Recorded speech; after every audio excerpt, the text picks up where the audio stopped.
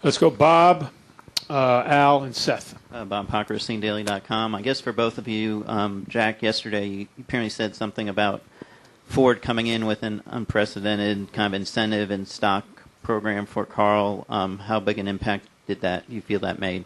I really misspoke yesterday. The arrangement between Ford and Carl is one that involves his personal services agreements and the other things. And I presume from something that I was told that Kevin Kennedy had said that Ford had made a release, and I spoke with some things that I didn't have firsthand knowledge of that I believed to be true. That may not be true, and it certainly wasn't my responsibility or my prerogative to put it out there. So I don't have anything further to say on that. I don't know what. Yeah, and let me clarify that there was no last minute money. There was the idea that some people have run with that first of all, the money numbers that I read are not correct. So that's all I'll say about that. And if anybody who wants to publish any more of those numbers would like to come ask me if they're correct person, I'll tell you they're not correct. And then second, the deal with Ford was not, there was no difference in the deal at the last minute or anything. And my deal with Ford is that I believe in the company, I believe in the products they make, and just like everyone else at Ford and Roush Racing, if Ford benefits, I have the potential to benefit from that success too. But there was no last minute influx of money or anything like that. That's a false assumption. I'd like to make one follow-up comment on that. On the money thing, the one thing that Carl and I did not have a discussion about at any point in the negotiation or the considerations was money. The money was not a factor from my side, from the Roush Fenway side, and from what I could see, it was not a factor from Carl's side. Did not weigh into the decision that Carl made. Let's go with Al, Seth, Lee, Jay. Yeah, Al Pierce, Motor Week. The question has nothing to do with contract or money or anything like that. Last weekend, y'all raced in front of a crowd that was probably less than half of what that racetrack had maybe 4 years ago. Do you have any idea or do you have any thoughts on how to get the Brickyard back to what it might have been 4 or 5 years ago? Well, both of you address that? What were fuel prices 4 or 5 years ago? Anybody know?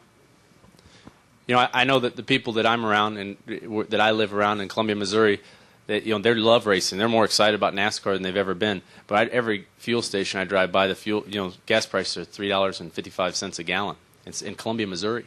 Supposedly they went up another 10 cents the other day.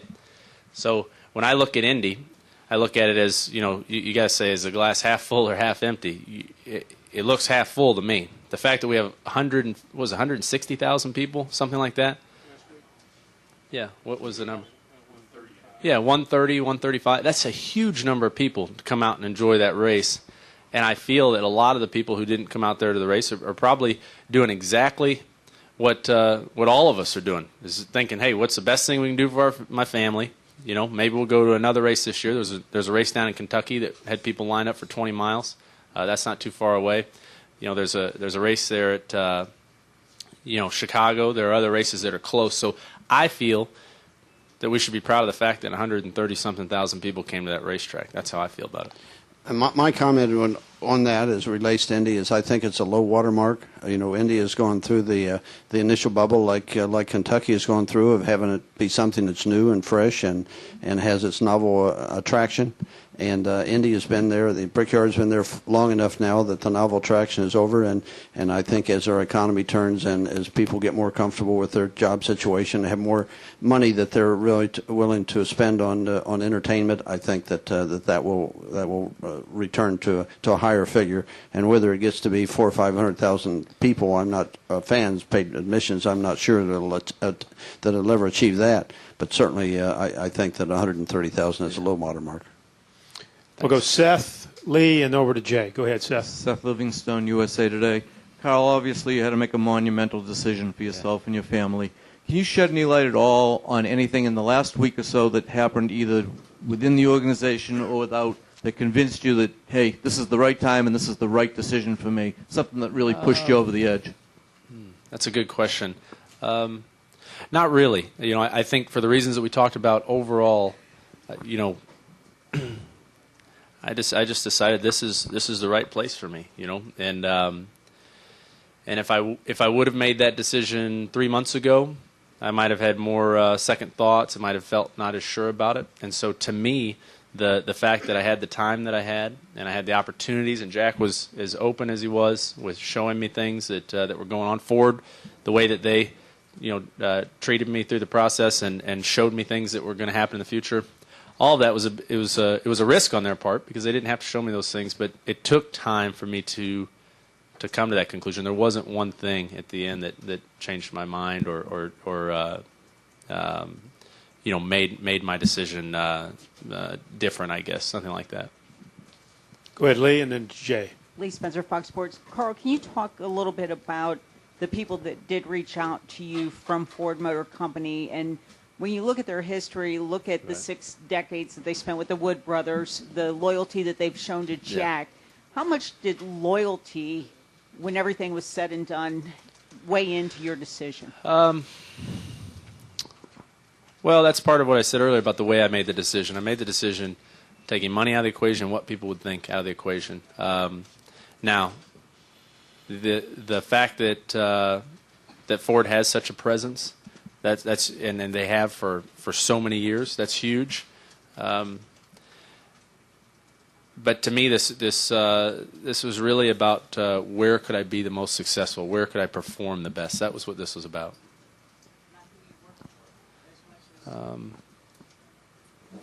Excuse me?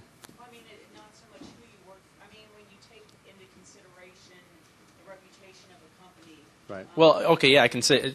I'll tell you this: the way that Ford has run their business, the way that the things that they've done in the last 5 years, I think everyone worldwide can look at that and say, "Man, that's amazing." I mean, they sacrificed when it was time to sacrifice. They'd made the hard decisions when they had to, and they're reaping the benefits now. They're doing very well. I believe everybody in the company that I've spoken with, they firmly believe in doing things the right way. And that's something that is very important to me. I'm very proud to represent them, and so I'm very glad that I'll be driving a Ford next year.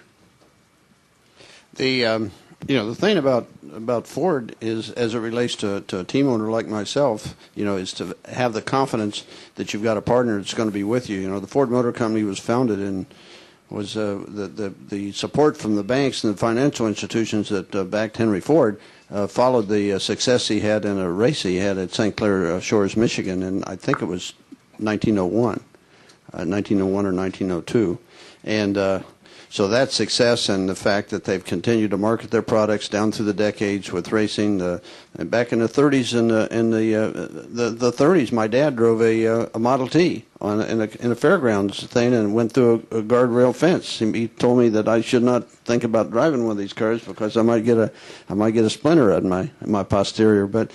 But he, Ford has been there for the people that have had a motorsport interest, and they've used it to market their cars and to advance their technologies for 100 years.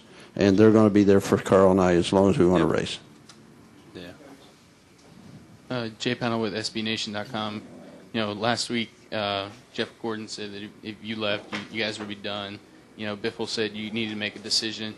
Hey, did you notice anything at the shop with the guys? Any whether before the decision, since the decision's been made, has there been any change? The guys on your crew, on the team, all throughout the whole team, is it like a relief or is just no change at all?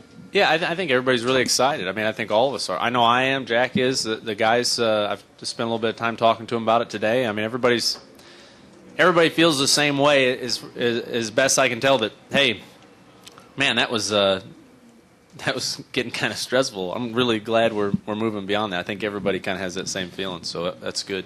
And I don't often agree with Jeff Gordon on very much, but the fact that well, on some things, on important things, I agree with Jeff, but we don't see our manufacturer affiliations the same. But at any rate, when Jeff commented, and I think his comments were directed that if Carl did make his decision to leave, that it would almost certainly be a distraction to his championship efforts this year. I don't think that anybody that's involved in this business would see that as not a likelihood.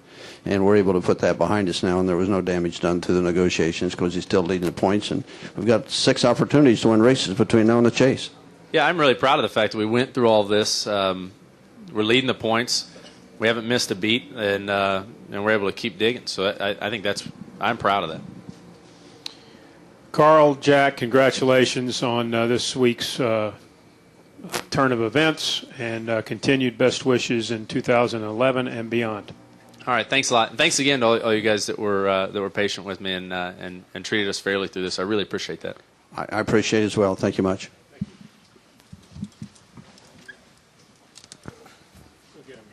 Thank you. Hey, thanks, Jack. Thanks for coming out here, Jack. Where are you going now? Thank you, Jack.